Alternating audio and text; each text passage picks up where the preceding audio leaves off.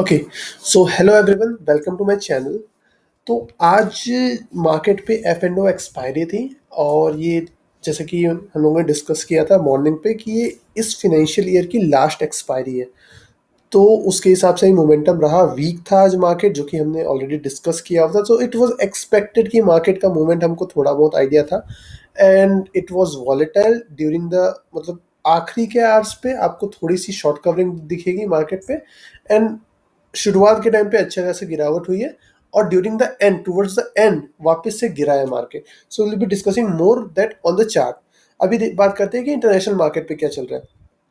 तो देखिए, international market पे डाउ जोन्स आपको दिख रहा है, एस&पी, नैस्डैक, ये सारी चीज़ों पे आपको अगेन ये चीज़ दिख रही है कि कहीं पे एक मेजर बड़ी गिरावट नहीं दिख रही है आपको। एक्सपेक्ट जब तक आप इंडियन मार्केट पे नहीं जाते। इंडियन मार्केट पे आपको 1.5 और 1.51% से गिरा है सेंसेक्स और 1.54% से गिरा है निफ्टी। तो देखते हैं कि और एक चीज़ और देख लेते हैं कि एशियन मार्केट पे क्या चल रहा है। एशियन मार्केट आप देख रहे हैं, S G X Nifty 0.60% up, Nikkei, Hang Seng and everything. तो यहाँ पे भी कोई हमको मेजर अप ट्रेंड नहीं दिख रहा है और S G X Nifty 0.60% up है। तो ये मतलब इसका मतलब ये नहीं कि हम खुश हो जाए या कोई रिवर्सल दिखा रहा है। Call it will be a new day, तो सारी चीज़ें नए तरीके से वापस से स्टार्ट होगी कल। सो एस जी एक्स निफ्टी पे अभी अपन जाके एकदम भरोसा करके नहीं बैठ सकते कि हाँ भाई कल मार्केट पे अप ट्रेंड आ जाएगा। तो लेट्स के आज मार्केट पे लेवल्स क्या क्या थे।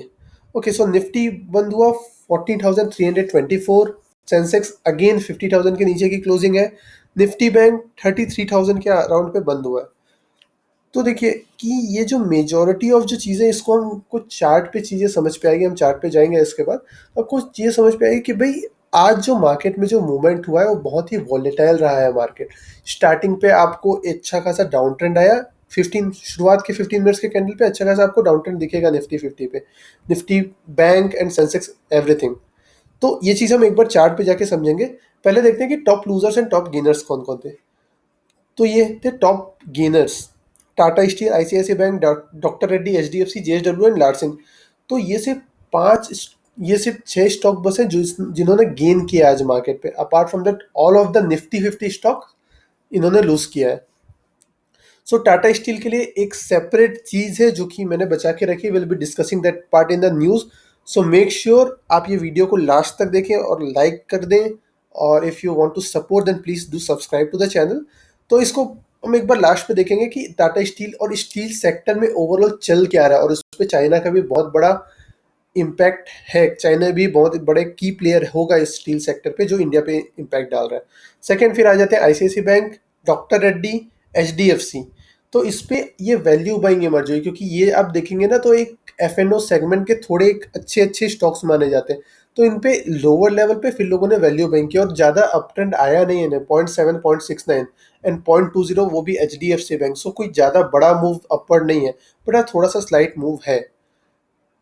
अब बात करते हैं टॉप लूजर्स की। टॉप लूजर्स अगेन सभी पे वही चीज़ हुई है कि सारे स्टॉक्स क्योंकि आज गिर रहे थे, तो इन सभी स्टॉक्स पे भी ये तो प्रॉफिट बुकिंग या some amount of short covering हुई है।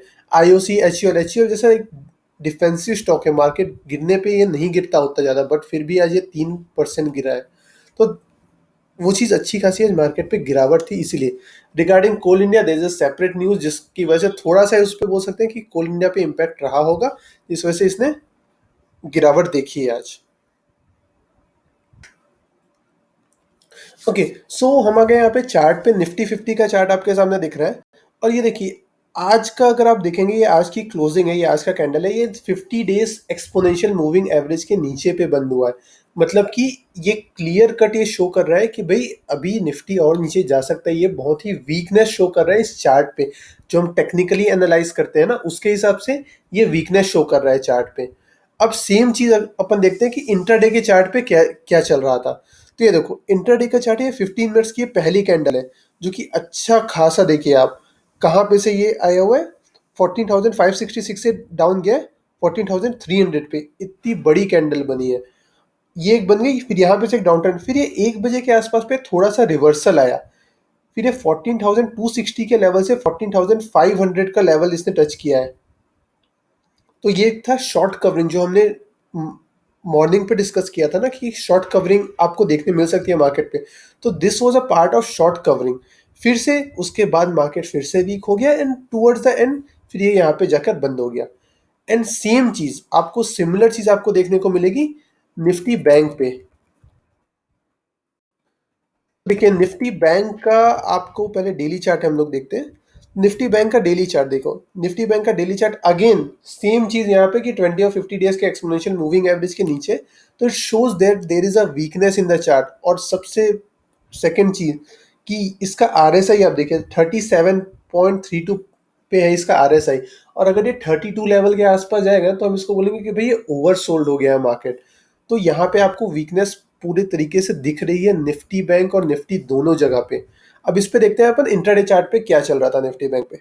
फिर से देखो ये जो अच्छी खासी जो गिरावट है ये, और सेम टाइमिंग पे ये अप ट्रेंड जो आया मार्केट पे।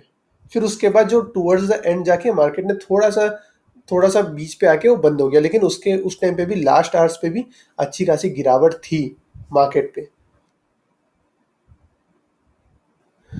तो देखो इस मार्केट पे आप एक्सपेक्ट कर सकते हो, क्योंकि अगर आप निफ्टी देखो, निफ्टी बैंक भी देखो, तो आप एक्सपेक्ट कर सकते हो कि क्योंकि भाई चीज़ें अलग तरीके से पैन आउट हो रही है मार्केट पे, बहुत सारी चीज़ें अभी चल रही है, तो यू कैन एक्सपेक्ट जो हमने फर्स्ट मॉर्निंग अपडेट पे डिस्कस किया था इस यूट्यूब चैनल पे कि भाई 14,000 के लेवल्स आपको निफ्टी पे दिखाई दे सकते हैं। And same goes for Nifty bank, आपको 32,000 के लेवल इस पे दिखाई दे सकते हैं। But you shouldn't be waiting कि यार यही लेवल आएगा ना तो मैं बाई करूंगा। You should be investing in the blue chip stock, क्योंकि आपको पता नहीं 14,100 से जाके उसने बाउंस बैक मार लिया, सो वी कैन नॉट से, क्योंकि टेक्निकल पार्ट आपको क्या बताता है भाई, हिस्ट्री जो हुआ है, हिस्ट्री पे जो हुआ है वो चीज रिपीट होगी। That is what technical shows. तो और फंडामेंटली से तो हम लेवल्स बना नहीं सकते कि भाई किस लेवल पे कैसे जाएगी। तो इसलिए आप बाई करते रहिए, एकदम ब्लू चिप कैटेगरी के स्टॉक्स आप पे आप पैसे डालिए, एंड ऑब्वियसली फिर उस पे से आपका रिटर्न भी अच्छा आएगा। ओके, तो अब प्रेजेंट करते हैं अपन जो भी हमारे पास पॉजिटिव और नेगेटिव न्यूज़ थी। और इसके एंड पे, इस प्रेजेंटेशन के एंड पे हमने जो कुछ कुछ चीज़ें, एडिशनल चीज़ें भी कवर की, सो मेक श्योर वो आप देखें, क्योंकि वो बहुत ही इंपॉर्टेंट है if you are planning to invest in the market right now. मतलब अभी के सिनेरियो पे अगर आप इन्वेस्ट करने की प्लान कर रहे हैं तो वो चीज़ बहुत ही ज़्यादा इंपॉर्टेंट है।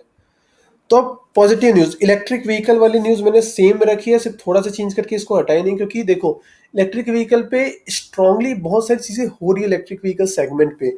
और अगर आप देखोगे तो इलेक्ट्रिक व्हीकल सेगमेंट के जो स्टॉक्स है, जैसे अमर राजा बैटरी हो गया, टाटा केमिकल्स हो गए, ये सारी चीज़ें जो जो इलेक्ट्रिक व्हीकल सेगमेंट के जो स्टॉक्स है ना, वो सारे स्टॉक्स ना अभी बहुत नीचे के लेवल पे।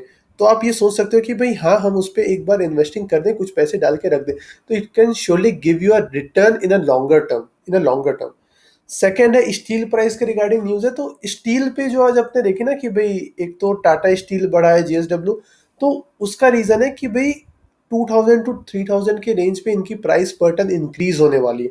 क्यों इंक्रीज होगी, क्या है चाइना का रोल उस पर, वो चीज़ हम अपकमिंग स्लाइड्स पे डिस्कस करेंगे।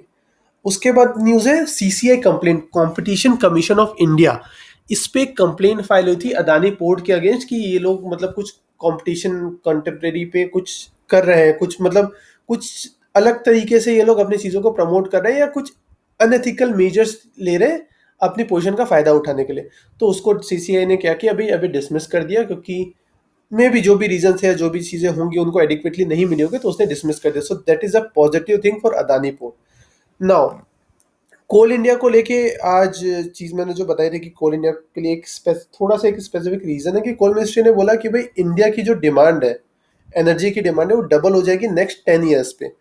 तो ये तो उन्होंने बोल दिया, that is a different meaning, सब लोग अलग अलग इंटरप्रिटेशन ले लेते हैं उसकी, कि अब वो डिमांड क्या कोल पूरी करेगा कि इलेक्ट्रिक व्हीकल पूरी करेगा, क्या करेगा। तो वो उस चीज पे थोड़ा अभी भी सस्पेंस बना हुआ है कि गवर्नमेंट किस डायरेक्शन पे आगे बढ़ना चाह रही है, एंड मोर ओवर देश की जो जनता है, मतलब जो हम लोग हैं, वो किस तरीके से उसको लेना चाह रहे हैं। सो जैसे कि अभी इलेक्ट्रिक व्हीकल आ रही है, सारी चीज़ें, तो उसके हिसाब से आपको समझना पड़ेगा कि ये डिमांड पूरी कौन करेगा, और उस बेसिस में आपको इन्वेस्टमेंट करना पड़ेगा लॉन्ग टर्म के लिए।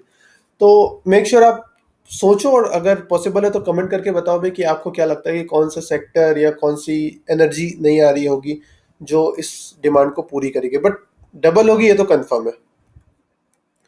Now IPO listing, Lakshmi IPO 20% gain के साथ पे लिस्ट हुआ था आज मार्केट पे, और 34% का स्पाइक आया इंटरडे पे, मतलब 20% गेन के साथ पे लिस्ट हुआ, उसके बाद लोग उसको खरीद कर और 14% ऊपर लेकर चले गए।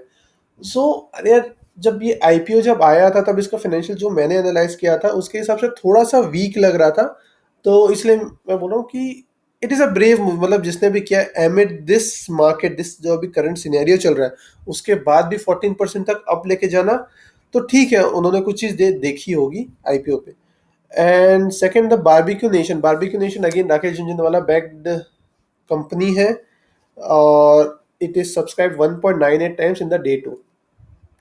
So this is just an update. Second, the third is with respect to Praj Industries. अब प्राज इंडस्ट्रीज के साथ सीन क्या है कि प्राज इंडस्ट्रीज ने भी आज गेन किया, एंड लोग बोल रहे हैं भाई प्राज इंडस्ट्रीज अभी अच्छा खासा भागेगा। अभी रीजन क्या है कि कंपनी, एक चीज अभी हुई कि इथेनॉल ब्लेंडिंग पे ना बहुत सारी बातें हो रही है अभी, मतलब कंट्री पे हमारे, कि भाई इथेनॉल ब्लेंडिंग इंक्रीज करना चाहिए। अब इथेनॉल ब्लेंडिंग होता क्या है, ये ना एक एडिटिव्स है जो आप फ्यूल पे डालते हैं तो उससे ना एमिशन कम हो जाता है, तो ये चीज़ एफिशिएंसी भी बढ़ाता है फ्यूल की। तो अब गवर्नमेंट ने क्या किया, गवर्नमेंट ने बोला भाई कि ओएमसी को कि भाई आप E100 सेल कर सकते हो, मतलब 100% ब्लेंडिंग के साथ आप सेल कर सकते हो इथेनॉल, E100 जो इथेनॉल 100 बोलते हैं। तो अब इसके लिए जो मशीनरी और ये सारी चीज़ों की जो रिक्वायरमेंट है ना, वो उसमें जो की प्लेयर है जो इस सब चीज़ों को पूरा करेगा वो है प्राज इंडस्ट्रीज। और ऑब्वियसली जो ओएमसी है, जो हमारे ऑयल मार्केटिंग कंपनी जैसे आईओसीएल, बीपीसीएल, एचपीसीएल, ये सब लोग उस पर जाएंगे ही। और प्राज इंडस्ट्री इज द, मतलब सबसे बड़ा मार्केट शेयर होल्ड करता है इन सब चीज़ों की मशीनरी के लिए। तो नेगेटिविटी भी है मार्केट पे, ऐसा नहीं कि नहीं है, क्योंकि बहुत सारी जगह पे लॉकडाउन्स लग रहे हैं और कहीं कहीं पे ऐसा हो गया कि मतलब नाइट कर्फ्यू तो लग ही रहे हैं। And in Maharashtra Covid testing have seen surge, मतलब कोविड टेस्टिंग लोग बढ़ रहे हैं, डायग्नोस्टिक सेंटर पे लोग जा रहे हैं और वहाँ पे टेस्टिंग सर्ज इम्प्रूव, मतलब रिपोर्ट हो रहा है। तो अगर आप इससे पॉजिटिव निकालना चाहें तो आप डायग्नोस्टिक जो कंपनीज होती हैं वो सारे स्टॉक थोड़े से पिक करें तो उनका रेवेन्यू थोड़ा स्पाइक अप होने के चांसेस है। सेकेंड इज बेड ऑक्यूपेंसी जो है हॉस्पिटल्स पे इन महाराष्ट्र वो इंक्रीज हो रही है।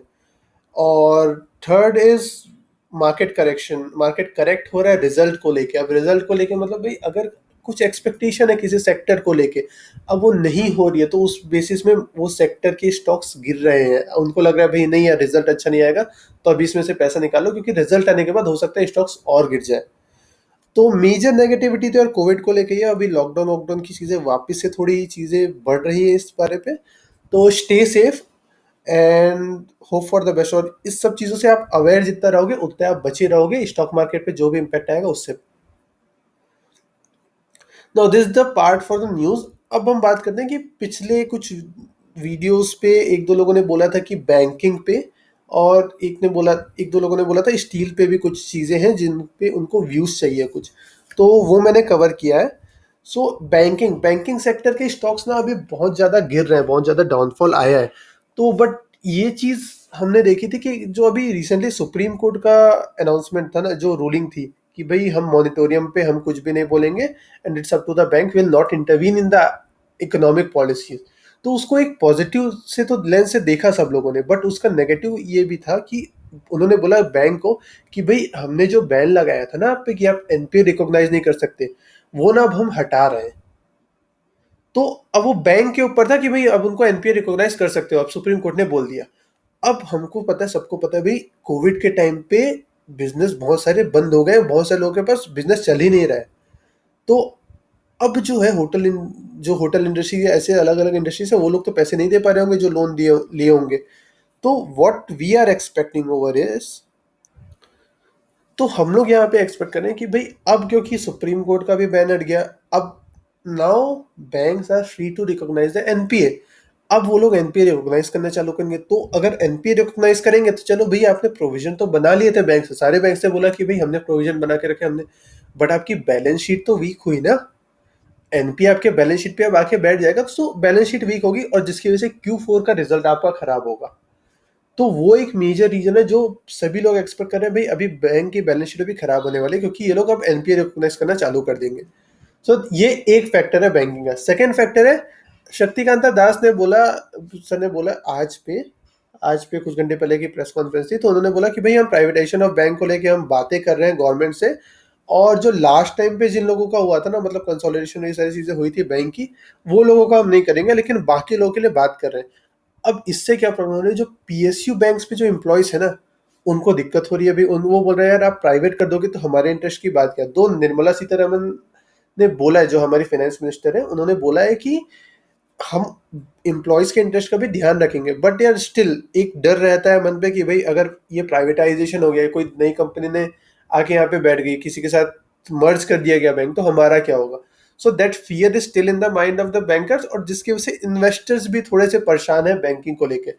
तो अगर आपके पास इस बैंकिंग के स्टॉक है, किसी भी बैंक के स्टॉक है, तो अगर आप एड ऑन डिप्स कर रहे हैं तो एड ऑन डिप्स आप कर लीजिए। अदरवाइज अगर आपको नहीं करना है, आपने अगर कोई स्पेसिफिक लेवल पे लिया अभी रिसेंटली, तो उसको होल्ड करके बैठिए for a 3 to 4 months of range.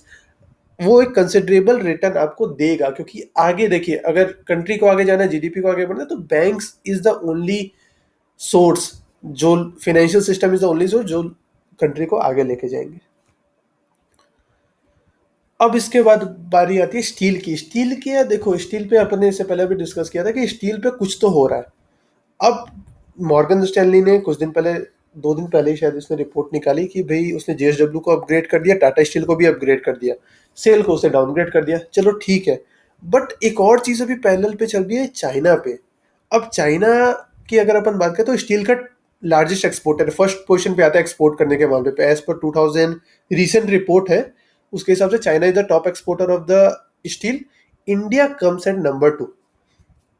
तो अब चाइना पे हो क्या रहा है, चाइना पे जो कंट्री उसने अनाउंस किया है कि हम लोग ना 40% एमिशन कट करेंगे इस बार स्टील इंडस्ट्रीज से। तो देखो अब अगर ये लोग 14% एमिशन कट करने वाले हैं ना स्टील इंडस्ट्री से, तो ये अब बात कहाँ पे आके अटक जाती है कि भाई एमिशन कट होगा। अब एमिशन मतलब ये देखो पॉल्यूशन, आसान भाषा पे समझो कि ये पॉल्यूशन है, अभी इन लोगों को पॉल्यूशन कम करना है।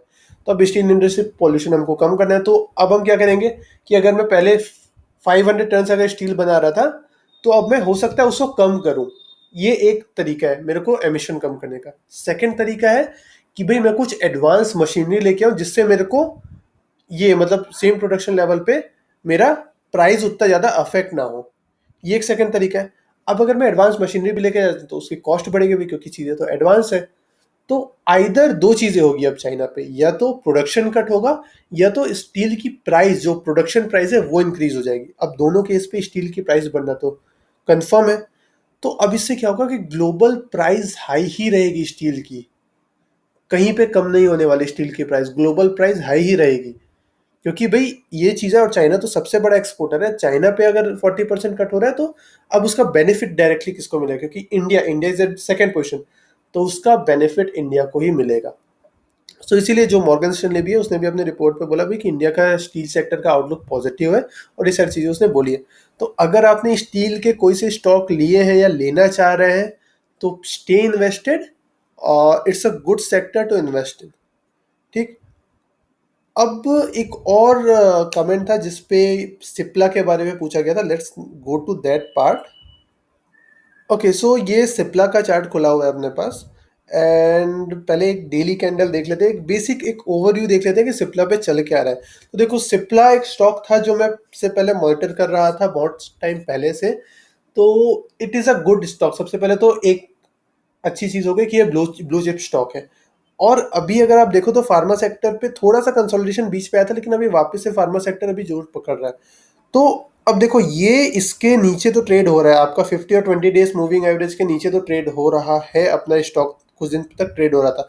तो वीकनेस तो बताया, लेकिन देखो अब यहाँ पे इसके बाद एक ये रिवर्सल है, यहाँ पे आपको एक कंफर्मेशन मिला भाई हाँ थोड़ा तो ऊपर जाता हुआ लग रहा है। अब देखो यहाँ पे भी आज इसने जो क्लोजिंग दी है, थोड़ी पॉजिटिव क्लोजिंग दी है, और थोड़ा सा पॉजिटिवनेस दिख रही है, और स्ट्रॉन्ग बनता हुआ दिख रहा है चार्ट यहाँ पे। दो आई स्टिल सजेस्ट कि अभी 788 के लेवल पे है ये स्टॉक। तो अगर इसका अगर मैं बाई करता तो इसको 770 या 775 के अराउंड पे मैं इसको बाई करता, क्योंकि देखो यार सिंपल सी बात है, यहाँ पे अभी 4 ग्रीन कैंडल बनी है डेली पे, मतलब 4 दिन से भाग रहा है स्टॉक। तो एक दिन कंसोलिडेशन आएगा ही। तो आप देखो सिमिलर पैटर्न सब जगह पे ये बाय डिफॉल्ट है। अगर अगर कोई सा स्टॉक भाग रहा है बहुत दिन से, तो एक थोड़ा बहुत का कंसोलिडेशन आता ही है। तो same thing is with respect to Cipla as well over here. तो थोड़ा सा वेट करो, 1-2 दिन आप देख सकते हो, और उसके बाद अगर आपको फ्रेश एंट्री चाहिए, तो अगर मैं होता आपकी जगह पे तो फ्रेश एंट्री में 770 या 775 के लेवल पे लेता। और बाकी तो स्टॉक अच्छा है, if you want to invest you can invest. But again I would say कि भाई जो भी चीज़ें मैं यहाँ पे बता रहा हूँ it's based upon my research and my risk appetite. तो आपकी रिस्क एपेटाइट क्या है वो आप पे डिपेंड करेगी। And make sure that you consult your financial adviser और financial planner before working on into the market और before putting your money into the market, क्योंकि यार वो सबसे इंपॉर्टेंट चीज़ है। और सेकंड एक और चीज़ जो पूछी थी वो चीज़ पूछी थी टाटा स्टील के रेफरेंस पे। तो टाटा स्टील का भी तो मैंने बता दिया, बट स्टिल सी कि टाटा स्टील पे चल क्या रहा है। Tata steel was is also at a good level. देखो अभी तो ये इस रेंज पे ट्रेड कर रहा है और प्रीटी मच सही चल रहा है। टाटा स्टील पे थोड़ी सी वीकनेस है but more of a flattish movement चल रहा है। और स्टील सेक्टर का आउटलुक जो मैं जिस हिसाब से मैंने अभी बताया, तो उसको देख के आप चाहो तो आप इन्वेस्ट कर सकते हो। And again like take advice of your financial planner, but in my view it's a good stock. दोनों ब्लू चिप कैटेगरी के स्टॉक है, so yeah you can invest. So now back to the presentation. So guys, that's it. This is the end of the video. So make sure अगर आपको ये video अच्छा लगा हो तो प्लीज़ लाइक करें। और if you want to support do subscribe. अगर आपको कुछ चीज़ें इंटरेस्टिंग लगी या आपको लग रहा है हाँ यार ये चीज़ें ना मेरे को नहीं पता चली, तो प्लीज़ यार वो चीज़ ना मेंशन करके बताओ कमेंट सेक्शन पे कि ये चीज़ अच्छी थी, ये चीज़ मतलब कोई एक पार्ट अगर आप चाहते हो कि भाई ये भी चीज़ हम इंक्लूड करें। जैसे कि दो लोगों ने कुछ क्वेश्चन पूछे या कुछ चीज़ें डाली थी, तो उसका एनालिसिस भी अपन ने इंक्लूड किया। तो मेक श्योर करो कि अगर वैसी चीज़ें अगर आपको चाहिए, अगर आप चाहते हैं कि भाई कोई पर्टिकुलर स्टॉक पे है तो मेरे को समझ में नहीं आ रहा क्या है कैसा है, तो make sure you put that in the comment section and like the video, share and subscribe. And thank you for watching.